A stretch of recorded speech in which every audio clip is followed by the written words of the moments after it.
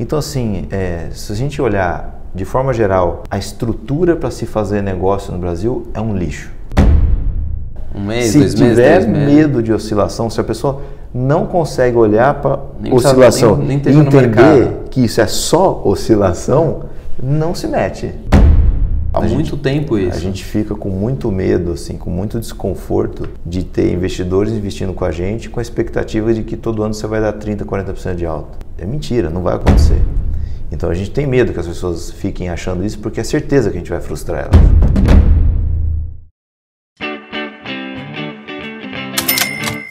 Bilionários, continuamos aqui com Henrique Breda, o monstro do Alaska Black.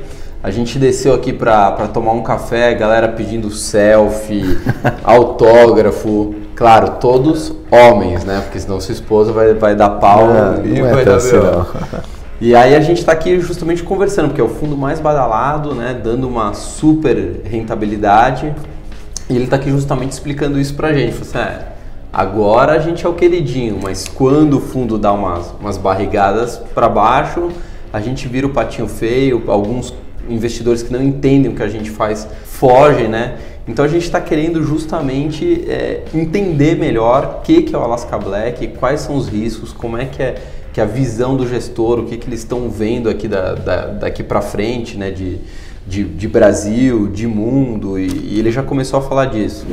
Nessa segunda parte vai ser mais técnica, né, a entrevista, né? Então se você não acompanhou ali a primeira, a gente aconselha a acompanhar a primeira, que é mais mamão com açúcar, que é o beabá. Agora é a parte mais densa do negócio para a gente entender, e depois vem o show do bilhão.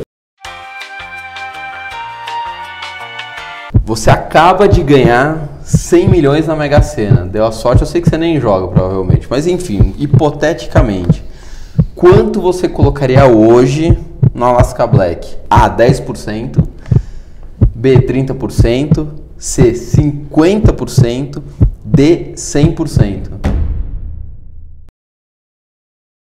Então já se inscreve no canal, ativa o sininho, porque senão não vai acompanhar a nossa trilogia do Alaska Black, ou no Instagram, Facebook 1 bilhão Educação Financeira, no site 1bilhão.com.br, ou tem o Breda. Aproveita para divulgar, Breda, seu Twitter, seu Instagram de novo, para quem não acompanhou. @hbreda com 2 Ds. Perfeito, a gente vai colocar também no GC. Só um ponto importante que acho que é legal. Gerenciar isso requer trabalho, né? Você tem que gerar conteúdo, tentar ajudar as pessoas, e aí assim você aprende muito fazendo, né? Então às vezes você exagera num ponto, você endurece muito o tom, e quem me ajuda muito nisso, sempre deixar eu na linha e dando feedbacks e dar um super apoio, é a minha esposa. Tá vendo? Ela fica, amor, você não acha que você está pegando muito pesado nisso aqui? Dá uma aliviada. Assim, ajuda, porque se você está envolvido sozinho e fazendo isso, você pode ficar desgovernado, eventualmente, né? Sim. É muito fácil. O Twitter é uma zona, é a faixa de Gaza. Sim, né? total. Pancadaria ali, né?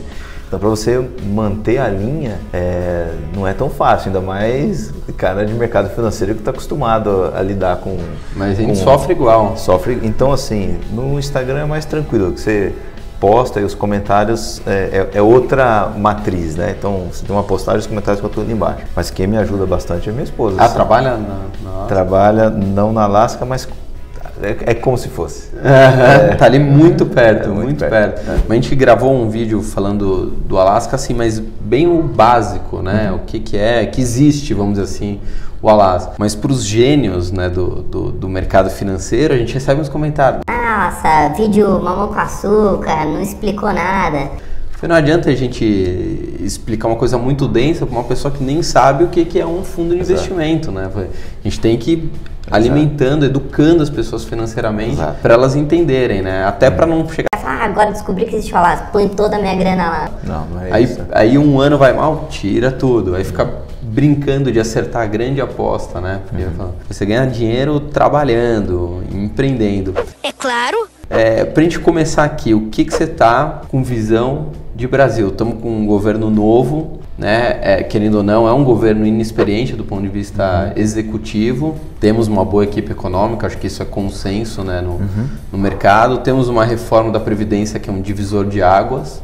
Tem também mais ou menos um consenso de que vai passar a reforma da Previdência, mas não sabe ainda em que grau, né? Vai passar 100%, vai passar 70%, vai passar 50%.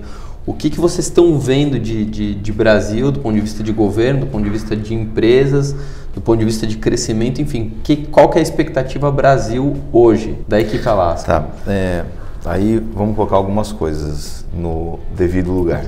Se a gente olhar as maiores porradas assim, na Bolsa, se você pega 30 anos de ações, investindo em ações do Itaú, ou ações das lojas americanas, ou até ser deslistada, a Souza Cruz, ou o que a Magazine Luiza vem fazendo, ou esse investimento do Luiz Alves, que ficou famoso da Comgás desde 2003 até recentemente, multiplicou o capital por 30. Isso dependeu da reforma da Previdência, que nem aconteceu agora? Não dependeu. Dependeu de uma reforma tributária, que nem aconteceu ainda? Não dependeu. Se você olhar a Souza Cruz, que foi listada em 1946 e deslistada faz, sei lá, 4, 5 anos, tanto faz o regime militar, o Tancredo Neves que morreu, o Collor que teve impeachment, tanto faz. Então, assim, quem ganhou dinheiro, mas muito dinheiro com ações, escolheu empresas que se viraram nos 30. Nesse ambiente caótico brasileiro. Não foi impeditivo para se ganhar dinheiro com elas. Então, o Brasil tem um clima para se fazer negócios muito ruim. Né? Tudo joga contra. A estrutura tributária é péssima, logística é inexistente, estradas, tirando eixos mais desenvolvidos no Brasil, estradas nem asfaltadas são, produtores rurais no Mato Grosso, o cara anda em estrada de terra, né? Não chega nem asfalto. Então, assim, se a gente olhar de forma geral, a estrutura para se fazer negócio no Brasil é um lixo. Não tem capital humano, não tem formação de pessoas, é tudo horrível. Nem por isso a gente deixa de investir em empresas que conseguem ganhar dinheiro nesse cenário. Só que o governo e esse time todo que está ali tem chance de melhorar o ambiente econômico. Então a gente tem condições ou tem alguma chance de, via as reformas, sei lá com que prazo ou qual sequência, mas se a gente tiver forma da Previdência, tributária, né, simplificações para você abrir e fechar empresas, né, desburocratização de forma generalizada, o ambiente de negócio muda muito, mas para muito melhor. Então, as empresas líderes que normalmente estão na bolsa, que conseguiram ganhar dinheiro nesses últimos 50 anos de Brasil, num ambiente bem mais pró-negócio, vão conseguir ganhar muito mais. Sim. Então, assim, o que a gente vê com uma certa esperança é que o ambiente de negócio pode mudar para muito melhor.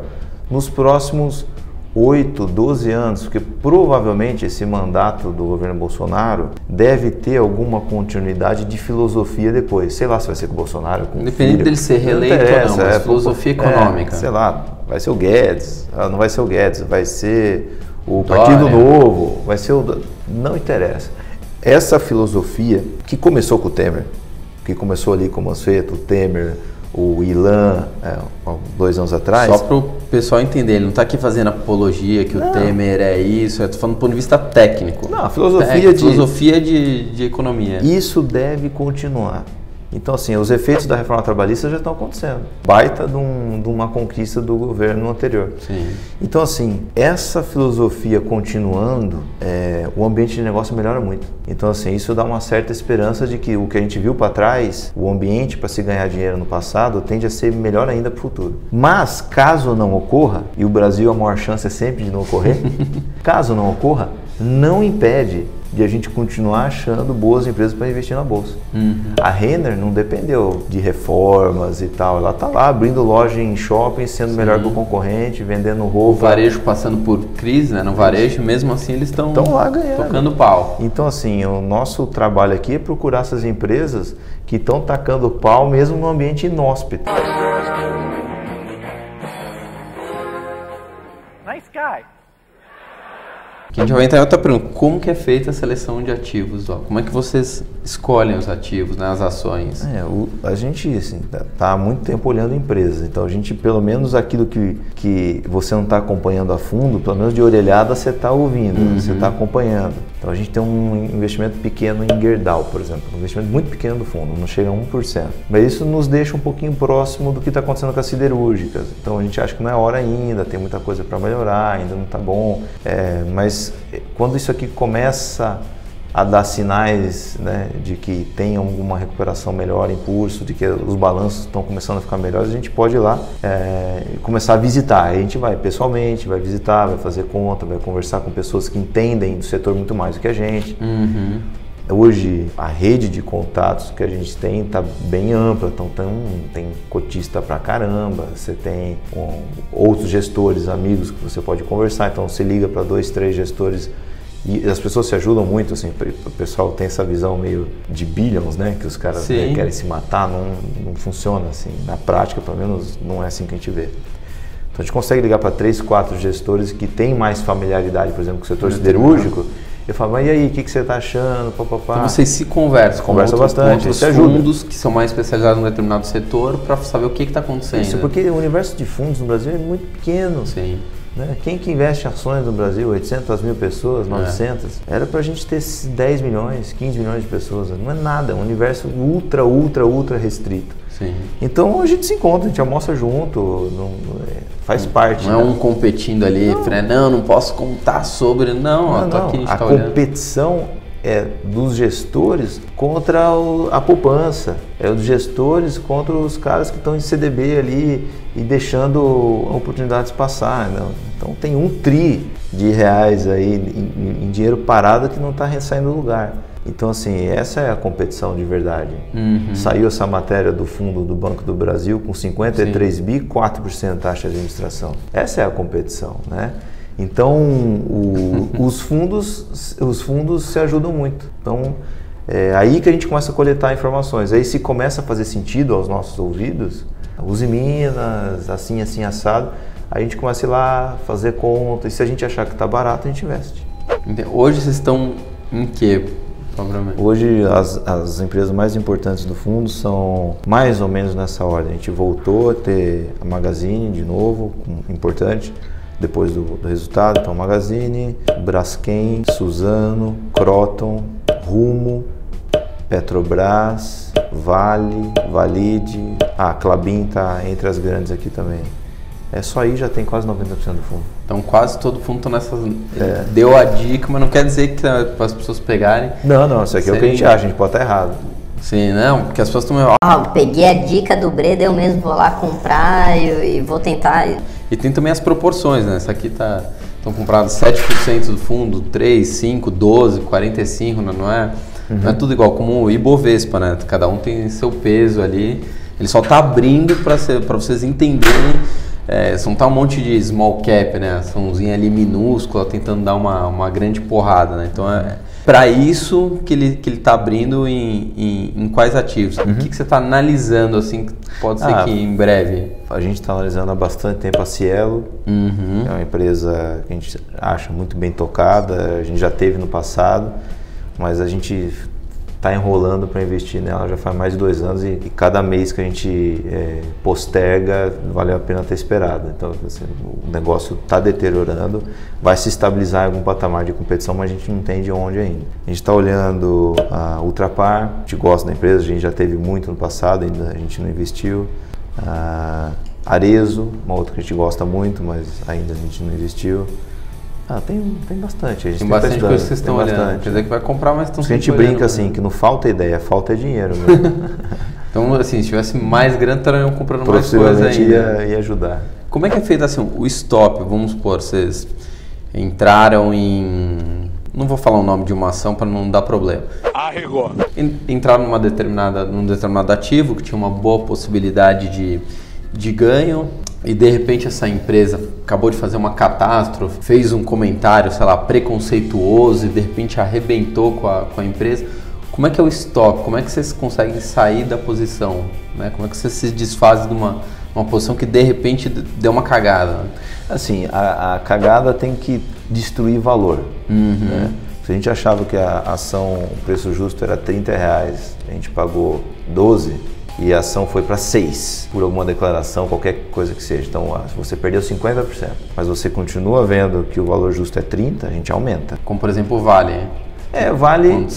Vale ficou alguns dias bem nebuloso, porque imagina o seguinte, se fosse um ato criminoso, uma responsabilidade enorme, na sequência viesse uma terceira barragem. Ih, rapaz. Destruição total de valor. Aí, possivelmente aqueles R$40 que a gente achava barato ia ficar caro. E aí se a gente vende, porque algo caro a gente não quer ter. Mas se é algo circunstancial, algo que tira um pouco de valor, mas que não mudou essencialmente o seu desconto, a gente continua. Então o stop, na verdade, ele depende de revisão do valor justo para muito para baixo. Então, a empresa tem que estar valendo muito menos, né? Sim. Porque aquela linha de negócio naufragou, ou aquele produto foi para o saco. Imagina que você está investindo na Johnson, né, Johnson & Johnson, e ela depende totalmente de um remédio que ela vende. E esse remédio acabou de ter autorização de negociação, foi negada, não pode mais. Perdeu 50% da receita. Então, aquele valor justo que você imaginava foi totalmente revisado para baixo. Então, talvez você tenha que diminuir ou vender. Aí então, vocês topam ali. Aí a gente venderia, porque não faz sentido mais você ter algo caro. Ali. Então, por isso que a gente tenta entrar sempre com bastante gordura, com bastante diferença. Porque coisas ruins podem acontecer. Então, você não quer, na primeira solução, tem que sair. Compra 10, venda 8. Né? Compra uma 15, venda 12. Compra a 20, venda 10. Eu vou perder tudo. Ele tem muito capital, o Alasca, assim, concentra, por exemplo, sei lá, os 10, os 20, 50 maiores cotistas. Tem muito do todo, vamos dizer assim, do Alasca? Tem. Ele é muito concentrado nos sócios, então os sócios têm mais ou menos 39%, 40% do total. A gente tem um investidor soberano que tem 25% do total. Ali o maluco é brabo. Então aí já deu 65% mais ou menos. 25% são as plataformas, um pouco mais do que 25%, 27%, 28%. Certo. São as plataformas, e aí onde está 140 mil pessoas, investidores. E aí está distribuído em todas as plataformas, das quais a XP é a mais importante, mas está em todas. E aí o saldo é family and friends, os amigos aí. Mas, por exemplo, o soberano resolve retirar 25%. Mas o que aconteceria? Ele ligou hoje e falou: ele vou precisar, tem um problema aqui, preciso sacar tudo. Então, mas ele não é um saque, é uma carteira administrada. Ele fica com essa carteira, ele leva essa carteira para ele. Tem que levar. E aí ele se desfaz dos ativos se ele quiser. Entendi. Não impacta, assim, para o cotista Não, mesmo que impactasse, não é o caso, mas mesmo que impactasse, quando o cotista resgata e quando a gestora vende e pressiona o preço da ação para baixo, a ação vai cair, certo? Certo. Mas muda o preço justo da empresa? Não, continua. O preço justo é preço justo. Né? Então, assim, o que acontece? Assim, você tem uma pressão de venda, o papel cai, depois ele meio que volta. Então, para vocês, vocês são frios aqui. Porque a ação caiu porque tem muita venda, mas mudou? Né? A empresa vale menos? Sim. O negócio? Não. Então, qual o problema? Deixa oscilar. Vai voltar. Um mês, 2 meses, 3 meses. Se tiver medo de oscilação, se a pessoa não consegue olhar para oscilação nem e entender que isso é só oscilação, não se mete.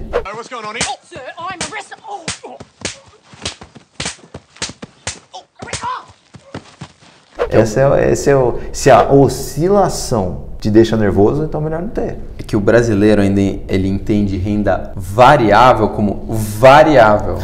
Só vareia, né? Só vareia para cima. Aí dá uma quedinha. Não, mas e aí, o que você tá achando? Não, pode ser que mais outros dias, mais outros meses. Por isso que a gente tenta atuar tanto na educação financeira, mas aquilo que a gente não consegue fazer, não consegue educar, a natureza cuida. É verdade. Seleção natural. Porque ele vai ser espirrado para fora. Você acha que esse fato de estar distribuído em diversas plataformas, claro que democratiza, né? Que as pessoas têm mais acesso, tanto financeiramente como de informação, coisa que no grande banco dela, o gerente na verdade nem sabe, né? O que é Alaska Black, enfim. Mas você acha que traz também esse público extremamente desinformado, assim, que só olha os numerozinhos? Claro que a gente tem que olhar os números mesmo, mas só olha o número, só olha a rentabilidade. E é o que você falou, é um investidor que foge assim, que dá a primeira oscilação. Você acha que essa democratização também prejudica nesse sentido, assim? Sim, prejudica, porque geralmente a primeira entrada do investidor é um cara aventureiro. Geralmente, não todos. Não vamos generalizar, mas tem a primeira entrada geralmente é aventureiro. Mas a gente conta com o calendário, todo maio tem um batismo, todo mês de maio tem uma mega de uma cagada no mercado, a cota cai pra caramba. E Por que todo mês de maio? Eu não sei, mas todo maio o fundo cai muito. Que engraçado, né? Nunca ouvi falar disso. Depois você olha lá, o sell in May and go away, quer dizer, sempre... então você teve... Será que é porque é o mês das noivas? Pode ser. Tá acontecendo muita cagada? O cara precisa de dinheiro, resgata do fundo. Mas ele tá separando, dias depois tá quebrando. Eu achei meio bosta. Tem a ver com o início de férias no hemisfério norte, as pessoas zeram posições, vendem tudo e voltam depois, lá para agosto, setembro, mas é curioso. Mas assim, o primeiro entrante tende a ser um aventureiro, né, que quer ficar rico rápido, né? Olha o quanto o Black andou, que em um ano eu vou dobrar meu capital. Aí ele vai se frustrar e na primeira cagada do fundo ele cai fora com prejuízo, ele é expulso. Se ele continuar e for atrás e for estudando e for passando pelas oscilações, ele vai começar a entender. Só que deixar isso sozinho, ele tem que aprender tudo sozinho, é muito difícil. Sim. Por isso que a gente conta com vocês aqui. Eu falo por mim, se eu talvez não tivesse visto, né, outras entrevistas que você deu, porque uma coisa é você olhar um número, né? O Alaska Black é um número e um nome. Você não sabe nada, né, do fundo, a não ser que você vá atrás. Então, a partir que aquele número começa a te causar desconforto, né? Você causa um mês, 2, 3, fala, não, melhor porque vai piorar ainda mais. E pode ser que piore mesmo ainda mais. E aí você sabe... Quando você entende, quando você explica, olha, isso aqui, já estou te avisando antes, que provavelmente vai oscilar para baixo, vai oscilar feio, e isso está computado aqui internamente, opa, ele já tinha me avisado. Igual quando você vai, sei lá, num médico, né, tá com um problema aqui, ó, e pode ser que pior, você vai entrar no mar, então já sabe, vai piorar, vai acontecer isso. Então, quando acontecer, ele já tinha me falado. Você ainda vai ficar meio assustadinho, mas... já tinha me avisado, já sei o que é para fazer.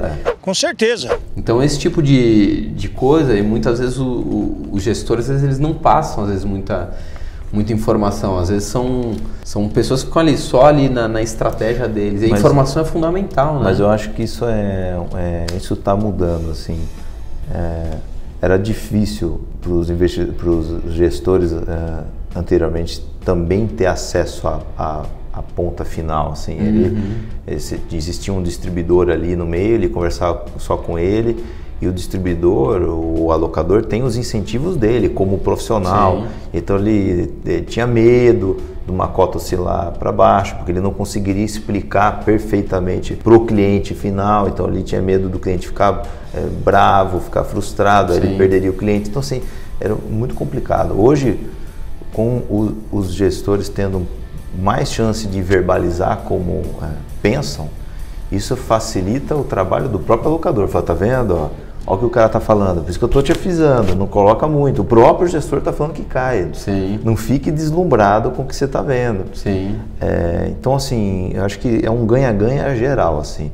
Aqui na gestão, ao falar, a gente tira um piano das costas, porque gera desconforto. Eu avisei. Não, mas olha aqui, em 2000 e tanto eu falei, em 2000 e tanto eu falei de novo. Eu tô falando há muito tempo isso. A gente fica com muito medo, assim, com muito desconforto de ter investidores investindo com a gente com a expectativa de que todo ano você vai dar 30%, 40% de alta. É mentira, não vai acontecer. Então a gente tem medo que as pessoas fiquem achando isso, porque é certeza que a gente vai frustrar elas. Sim. Certeza. Sim. Então a gente... Ao falar isso, a gente dorme mais tranquilo. Por mais que a gente frustre, por mais que a pessoa... Não, eles estão falando que não vai subir 30% todo ano, mas vai sim. Vai sim, mas ela ela tá se falando pra enganando. dar uma de humilde. Mas está se enganando, então o problema é dela. Imagina, mas a gente avisou. A gente avisou. Então, assim, é bom para o investidor que entra mais consciente, é bom para o alocador que usa todo esse conteúdo do gestor, ó, tá vendo? O cara tá falando. E a gente, assim, faz o nosso trabalho. Né? Não, sugiro vocês até montarem, né, como comunicação, falando, monte um Media Kit com vários links, várias entrevistas a essa e outras. Olha, dá uma olhada em tudo. A gente está fazendo, o site está sendo reformulado. É a melhor coisa, porque você fala, não, tá tudo aqui, entenda bem, para vocês entenderem o que a gente faz, tal, para não ficar... Aconteceu muito isso ali na época de 2007, 2008, que o pessoal entrou na bolsa, né? Era fácil, agora a moda é bolsa. O pessoal fala, assim, como a moda foi um dia Bitcoin, né? Muita gente viu o que aconteceu. E aí para as próprias corretoras também foi ruim, porque as pessoas não entendiam direito onde elas estavam entrando. E assim que deu a primeira queda, todo mundo vazou. E é pior ainda, porque a pessoa vai embora da renda variável, né, do mercado de ações, conta para todos os amigos, né, fala, putz, isso daí é perigoso, conta para a família, então você desmotiva as pessoas à sua volta a entrarem num mercado que é extremamente promissor a longo prazo, né? Muito melhor você ser sócio de uma empresa do que qualquer outro ativo, né? Então isso é muito ruim, né, pro mercado, igual agora, tá entrando de novo, tá começando a vir os investidores, a gente vai bater aí 1 milhão aí provavelmente em junho, mas é aquele negócio. Que tipo de investidor que está vindo? Tem que educar. Tá vindo só porque tá vendo as notícias, bolsa sobe, bolsa bate recorde. E quando cair? Aí foge e fala que, putz, perdi dinheiro, bolsa eu não quero, e contamina mais um monte de gente. Mas eu acho que hoje a presença das plataformas, dos blogs, dos canais, das empresas que estão envolvidas com educação financeira, eu pessoalmente nunca vi tanta gente empenhada nesse sentido. Óbvio que tem gente que educa melhor e tem gente que educa pior, mas estão lá, estão falando, estão passando informação. Antigamente, acho que isso era mais escasso. Era mais escasso. Não, com certeza. Breda, a gente vai estar encerrando aqui o segundo bloco. E a gente vai tendo pro terceiro, que eu particularmente era o que eu mais gosto. Por mim eu nem fazia esse primeiro e segundo, a gente já ia pro terceiro, que é onde a gente pode descontar aquele desconforto, né, que a gente fica quando a cota cai e fala, não, mas quando eu entrevistar o gestor eu vou descontar tudo isso nele, né? Então a gente vai entrar agora pro show do bilhão. Para você acompanhar tudo, se inscreve no canal. A gente vai colocar também agora o do Breda, se você quiser seguir ele. Não falem palavrões para ele, né? Geralmente, às vezes, é a esposa que olha, então você vai estar ofendendo a esposa. Quando estiver caindo, se acalme, faz parte. Ele já está avisando que isso vai acontecer. Bom, resumindo, a gente está no Instagram, Facebook, 1 Bilhão Educação Financeira, site 1bilhão.com.br e aqui no canal, né? Se inscreve, ativa o sininho e acabou. É isso. Breda, obrigado por esse segundo bloco. Vamos iniciar o terceiro. Tá com medo? Nem um pouco. Eu sei que você tá, né? Você tá fingindo... É igual o gestor faz assim, sempre blefe, mas tudo bem. Tá bom? Até mais, pessoal. Tchau. Você acaba de ganhar 100 milhões na Mega Sena. Deu a sorte, eu sei que você nem joga, provavelmente. Mas enfim, hipoteticamente, quanto você colocaria hoje no Alaska Black? A, 10%. B, 30%. C, 50%. D, 100%.